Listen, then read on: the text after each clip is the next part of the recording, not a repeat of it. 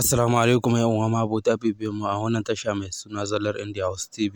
Yau ma muna ɗauke da wani gagarumin shiri na kamfanin Algaita Dub Studio da aka haska a baya. Sunansa 'Yan Bindiga. 'Yan Bindiga wani fim ne da Algaita ta saki a baya.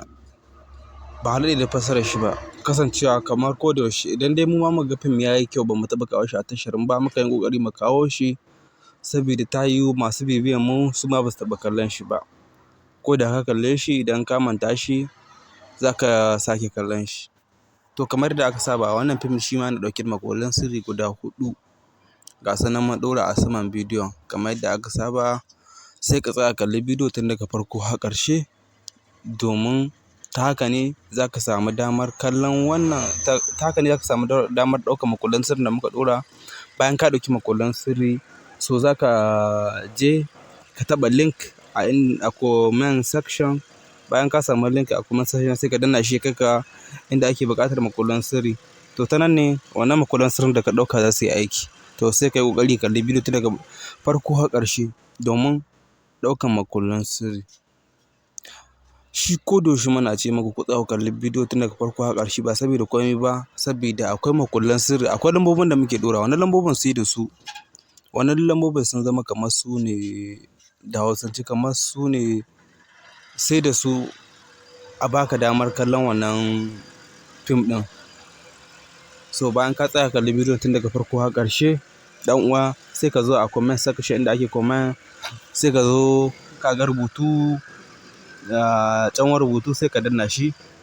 Zai gwada ma wani hoto inda aka rubuta sauke a nan, zai nemi maƙulan sirri sai ka saka wannan maƙulan sirrin. Dama ka riga ka kalli bidiyon ka ɗauki maƙulan sirrin so sai ka saka su.